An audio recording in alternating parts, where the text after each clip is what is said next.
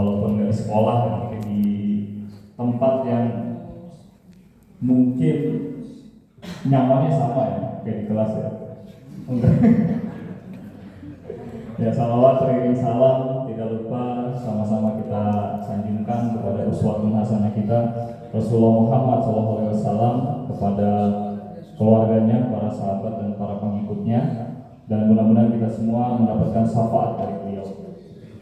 Ya, tadi kalau gunanya Afif, saya 2 tahun menjadi wali kelas, tapi sebetulnya 3 tahun saya bersama. Ya, karena dari kelas 10 itu saya udah ngajar. Kelas 10 itu sudah ngajar di kelas 10 IPS 1 dulu. Ya, dan gak berubah ya, personilnya tetap. Jadi ya walaupun ada pergantian pemain ya, dalam prosesnya terjadi proses pergantian, tapi itu adalah bagian dari sejarah ya, yang kita ukir bersama di kelas IPS 1 dari kelas 10 sampai kelas 12. Memang nggak ada bayangan kalau saya telat menjadi wali kelas 11 gitu. Karena memang di awal itu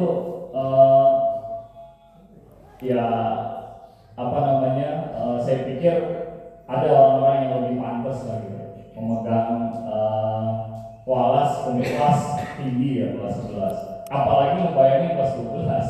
Ya, saya nggak ngebayangin juga kalau saya juga yang akhirnya jadi walas kelas 12. Pernah dulu ada sejarah juga di kelas 11, 12 itu naik kelas itu kelasnya, tapi di kelas yang berbeda.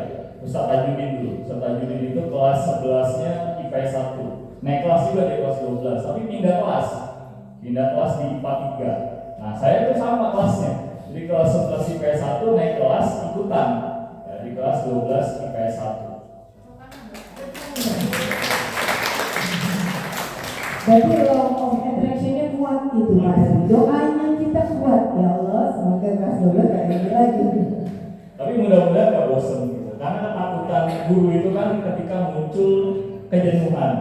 Jadi guru itu ngajar di kelas itu kegagalannya adalah ketika ada siswa yang merasa bahwa ya sudah bosan ketemu sama guru ini gitu. Itu sebetulnya kegagalan buat guru. Artinya dia gak melakukan improvisasi supaya dari kangenin kan gitu. Ya mudah-mudahan gak bosenin. Saya ada di kelas 11 dan kelas 12. Tapi ada hikmahnya juga. Di kelas 12 itu saya cuma dikasih 1 jam pelajaran sejarah. Ya, jadi mungkin kerinduannya jadi ini ya, jadi muncul gitu. Kalau di kelas 11 2 jam, kelas 12 itu cuma 1 jam. Pertemuan saya dengan anak-anak itu gak banyak. Jadi cuma kewalasan, kemudian omok. Ya, omok juga kadang-kadang ya cuma sekedar aja gitu ya, karena memang rutinitasnya baca. Kemudian yang berikutnya adalah pertemuan di kelas pada saat ngajar, cuma 1 jam pelajaran. Nah, itulah momentum-momentum yang mungkin ya selama di kelas 12 ya bisa kita rasakan. Kemudian kalau pesan ya, saya sebetulnya nggak ingin berkaca-kaca gitu, tapi buat saya ini satu momen yang bahagia lah ya, dari kelas 11 kemudian ketemu di kelas 12 masih sama. Bahkan saya juga pernah ngomong juga, kalaupun saya jadi jadi walas kelas 12, mungkin saya pilih kelas 12 IPS 1. Karena buat saya ya, chemistry-nya udah ada. Dan jiwa IPS itu melekat sama saya karena saya dulu SMA-nya IPS. Bandel-bandel yang IPS saya rasain. Gitu. Jadi kalau ada guru-guru merasa masuk IPS sih nggak kuat. Ya, saya juga begitu dulu. Saya juga guru-guru saya juga nggak kuat juga sama saya. Jadi ketika saya masuk kelas ya biasa aja, ya apa adanya gitu. Ya anak-anak IPS begitu. Anak-anak IPS itu jadiin kelas itu lapangan bola, ya memang begitu. Ya. Jadi kelas itu menjadi tempat buat arena bercanda. Ya memang konsekuensi logis. Pertama, materi pelajarannya memang nggak seberat IPA, itu yang pertama. Yang kedua, ya memang karena pergulatan batinnya lebih panjang dari kelas 10 sampai kelas 12 nggak berubah, jadi merasa akrab kan gitu. Angkatan Athena ya, kalau sekarang saya sebutnya angkatan Athena, itu di kelas IPA itu dirombak. Ya kelas 11-nya diganti yang IPA.